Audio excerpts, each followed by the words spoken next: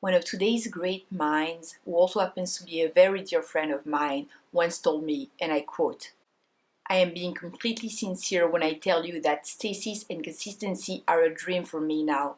I would like nothing more than a routine." Well, people, that's what I'm here for. So today I'm gonna tell you all about how to set up a routine. Being the pompous mind that I am, I would like to start by quoting a poem from Rilke. "Perhaps there remains some tree on a slope that we can see again each day. There remains to us yesterday's street and the thinned out loyalty of a habit that liked us and so stayed and never departed." So we have habits, and we create habits because we hope they will bring positive changes to our lives. I believe we mostly decide to implement a routine to escape existential anxiety, but hey, whatever works. If it leads us to try new things, then we might discover one thing or two about ourselves in the process. So the first thing is getting to know yourself. I know it sounds cliche, but the first thing you need to make any change in your life is to know yourself. I'm not talking full-on 30 years therapy, but just a couple of key characteristics about yourself and your lifestyle. So you need to start by asking yourself some questions. How much free time do you have per week or per day? Are you a morning or an evening person? Do you live alone? If not, how much influence do the persons you live with schedule have on your own? Do you commute to work? If so, what mode of transportation do you use? Are you change adverse? Or do you like it? Do you give up easily or tend to stick to things? Are you more of an extrovert or an introvert? Okay, now that we covered the basics, to get down into the meat of the subject, we're gonna have to work with an example. Let's say what you want is to incorporate healthier eating habits into your life. You will have to start planning home-cooked meals. Of course, if you hate to cook, that is not gonna work. Once again, the main idea is to be realistic about what you can achieve and what you cannot achieve.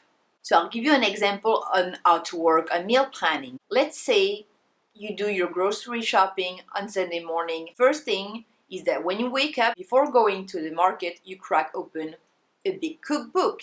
There, you're going to select 7 recipes that you want to try this week. Of course, it doesn't have to be new recipes, it's just for the example. So you select your 7 recipes and you write down all the ingredients that you need to buy.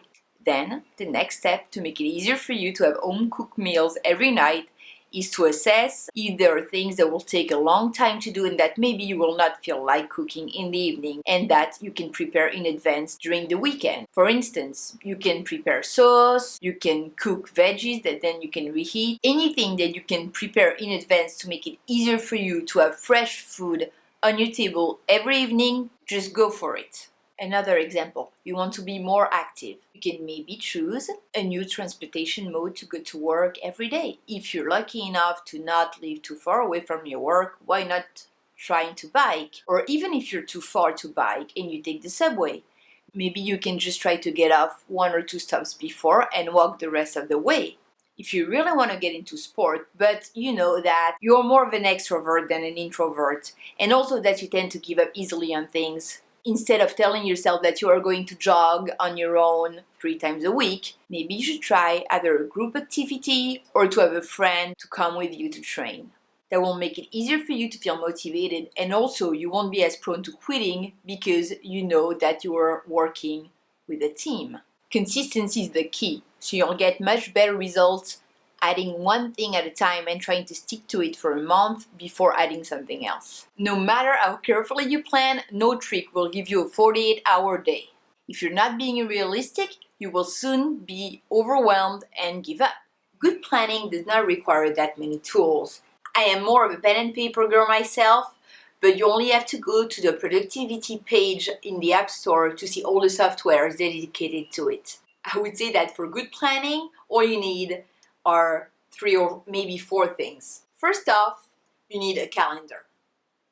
Whether a personal one or a big mural calendar if you need to plan activities for a bunch of people. The second thing you need is something to write down your to-do list, your notes, your ideas, anything ongoing. For me, a cute, plain notebook works just fine. And the last thing you'll need is a reminder. Of course, you can use your phone. Most people do that to set up alarms to remind you during the day to do all the things you plan to do. Another thing we love to use in the house that we've already told you about are sticky notes. We just use them to write down the things that we must not forget every day. Then stick them in the appropriate location where we are sure to see them every time we walk past. For instance, if you want to remember something as trivial as doing a face mask twice a week, you just stick your post-it on your bathroom mirror to remind you to do so. So now you have the method, the tools.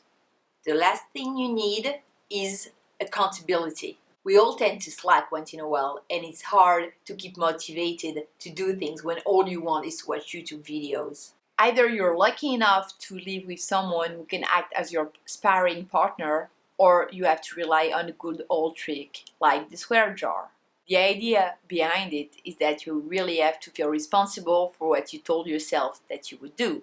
Let's say you plan on jogging 3 times a week, and on Monday it's raining and you really don't feel like it. If you don't go jogging, you have to put $2 in the jogging jar.